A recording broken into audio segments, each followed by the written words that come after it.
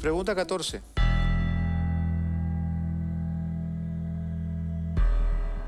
¿Se puede dialogar con grupos terroristas?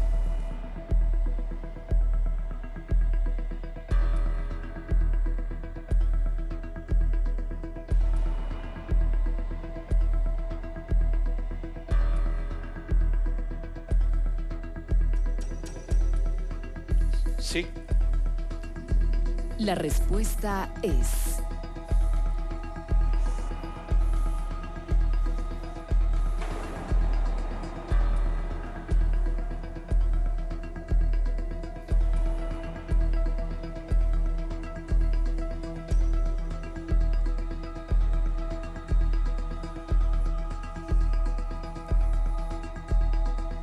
verdad. Tú eres entonces un convencido de que se puede dialogar con cualquier persona, no importa lo que haya hecho o lo que crea. No, habría que poner la cosa en su exacta dimensión. Yo creo que cuando hay asesinatos o cuando hay muertos, cuando hay cochebombas, cuando hay respuesta del Estado proporcionalmente o desproporcionalmente a estos grupos que producen víctimas, tanto soldados, policías, obreros, campesinos, la democracia tiene que demostrar la capacidad de ponerle fin a eso y tender puentes. Lo que está pasando en Colombia, el presidente Uribe hace los esfuerzos para terminar con el tema de la FARC. Y la gente en Colombia, o el presidente, perdón, actual pues, ¿no? De Colombia, Santos, el presidente Santos. Lo que sucedió con la OLP y lo que sucedió con el Estado judío, llegaron un momento en que pudieron dialogar en algún momento y que paralizó los muertos en Israel y en Palestina, ¿no es cierto? Lo que ha sucedido en Inglaterra, en Irlanda, lo que ha sucedido en El Salvador, donde finalmente todos terminaron en mesas de diálogos y terminaron pacificando sus países. Entonces yo creo que nosotros pusimos un comunicado bien importante diciendo ni una gota de sangre se justifica. Y sigo pensando, además yo participé, Beto, en algunas conversaciones para ponerle fin a la violencia de este país. Por eso que estoy preso, por eso que fui preso. Cuando ¿Por participar en conversaciones fuiste preso? Sí, yo participé cuando estaba de ministro del Interior, no lo recuerda Agustín Mantilla. Yo fui a verlo a Agustín Mantilla un par de veces. Lo había conversado incluso con alguna gente del MRTA cuando ellos estaban en prisión para hacer la experiencia del M-19. Hoy el M-19 tiene congresistas e incluso candidatos a la presidencia de la República. ¿Es cierto que tú colaboraste con las conversaciones o negociaciones para que el general Héctor Gerí fuera liberado en el 88? Él fue secuestrado por el MRTA. Cuando hubo secuestros, yo muchas veces llegué a los penales a visitar a la gente del MRTA para solicitarle no más secuestros, para solicitarle que dejen en libertad a la gente. Yo juego un papel que la gente no lo quiere reconocer, pero juego un papel muy importante para evitar muchísimas cosas. En este caso puntual que te menciono, tengo el dato por un reportero de César Hildebrand que me contó la historia. Claro que sí. ¿Qué buenos oficios interpusiste para poder lograr la liberación de Gerí? Cuando fui diputado iba constantemente a Ircote para evitar, no que detengan a la gente, sino para evitar las torturas a la gente. Entonces tú entenderás, iban familiares de estudiantes, gente para pedirme que vaya a ver a sus detenidos, como lo hacía Javier de Canseco, como lo hacía Fernando Olivera y otros. Y entonces cuando supe de este secuestro y cuando vi esas fotos que causaban dolor a los familiares y... Los rehenes en las tristemente célebres cárceles del pueblo. Entonces ¿no? dije, oye, ustedes quieren que uno siga ayudando para evitar torturas, usted no torture, pues, ¿no? Entonces denle libertad a ese hombre, por favor. No solamente a ese, a todos. Y ya déjense de secuestrar gente. Entonces, pues sí participé. He participado, como te digo, en salvar vidas, en evitar secuestros. Pero ¿cómo lograbas que te hagan caso? Porque si yo voy ahora y me reúno con un líder terrorista y le digo, oiga, deje de secuestrar gente, no me van a hacer ningún caso. Lo que pasa es de ¿Cómo lograbas tener esa influencia? Esa influencia la tuve porque yo sabía como de manera racional que si yo me ponía a decir, déjame, son terroristas, nunca me iban a conversar conmigo. pero sí yo trataba de poner puentes y decirle, están sacrificando gente, se está muriendo gente, civiles muertos, contra todo lo que supuestamente se está apostando. Hay que hacer los esfuerzos suficientes para comenzar a dialogar. Esto no da más. O sea, la violencia en el Perú no da más. Claro, pero, a ver, un periodista como yo sabe perfectamente que uno se puede sentar a conversar con cualquiera.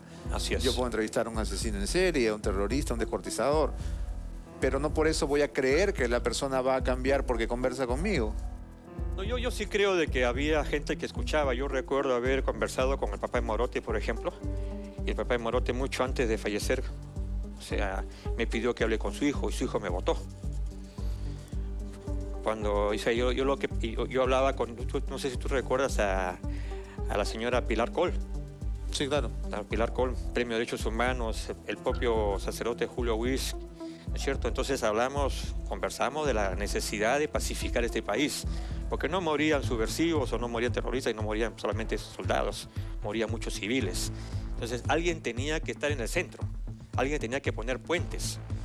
Yo conversé con la gente de Sendero en algún momento y conversé con la gente del MRTA y a ambos le dije, punto final. Meses de negociaciones, como sucedió con el M-19, que era el ejemplo más importante para mí. Yo te digo con mucha franqueza, en algún momento Polay estuvo dispuesto. Gálvez Olaechea estaba dispuesto. ¿Conversaste con Polay Campos? Con Polay Campos, cuando estaba preso, él estaba dispuesto a acabar de una vez. Sabían de que esto no daba para más. Por eso que lo visito a Mantilla y le digo, tiene dos enemigos. Uno no quiere y otro está dispuesto a conversar. El que no quería era Abimael. El que no quería Abimael era Sendero, que quieren aplastar la guerra, ¿no es cierto? Y en un momento Polay sí quiso. Y Gálvez Olaechea, que era otro, también quería. Y entonces por eso es que yo voy contento a hablar con Agustín Mantilla. Mantilla originalmente no quería saber absolutamente nada, pero sucede el asesinato de López Albújar. El general López Albújar. El general López Albújar. Un asesinato cruel, crudelísimo, y brutal. incluso yo dije, qué desgraciados, o sea, yo dije, este ha sido Sendero. Y lamentablemente el día siguiente me entero que no había sido Sendero, sino que había sido el MRTA. Y lo voy a ver a Polay. Y converso con Polay, Polay tampoco sabía nada de esto. Y finalmente le digo, oye, desmiente eso, salva tu responsabilidad. Pero Polay me dice, no, yo soy el responsable de todo lo que pasa. Y se cortó toda posibilidad de diálogo. Y finalmente quien sale crucificado es todos los que estaban buscando la paz, porque había gente que ya estaba cansada de la guerra. Beto, yo he participado en toda una experiencia de pacificación en Colombia. Estuve 5 días en la selva colombiana con un grupo marxista-leninista que había hablado con el gobierno para poder hacer la paz en Colombia. Eran 7.000 hombres armados hasta los dientes que estaban dispuestos ya a entrar, mejor dicho, que estuvieron dispuestos a acabar con esa experiencia de violencia. Me hicieron pasar por esa experiencia. Yo conversé con los jefes, se dieron cuenta que eso no daba para más, que quienes eran víctimas era la sociedad civil, etcétera, etcétera, etcétera. Y recuerdo mucho una noche que estando en el campamento, se me acercó dos jóvenes, muy jóvenes, y me dijeron, oye, ¿qué hacemos? Lo único que sabemos es matar. Lo único que sabemos es estar en guerra.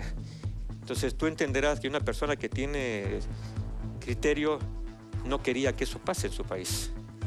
Y ese grupo se rindió en Colombia, entregó las armas y tiene encargo de congresistas, de alcaldes y todo, porque así hay posibilidades de que el diálogo supere estas etapas. Yo tenía esa esperanza para el país. ¿Y tú dirías entonces que todas estas reuniones, esta cercanía con líderes subversivos, te terminó salpicando y poniéndote a ojo de las autoridades como un terrorista más? Sí, claro.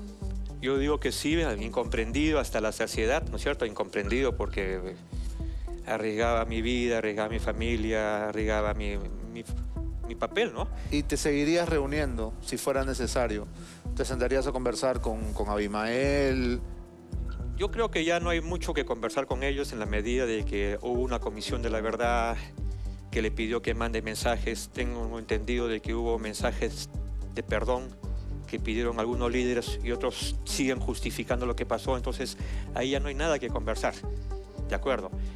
pero si tuviera que repetir la historia, de repente no cometería errores, pero por el bien del país, por la tranquilidad del país y por la paz, creo que lo haría. Y lo entendía muy bien Hugo Lancier. Bien, Diego, estás a una pregunta de culminar el tercer nivel. Si me respondes a la pregunta 15 con la verdad, habrás ganado 10.000 soles.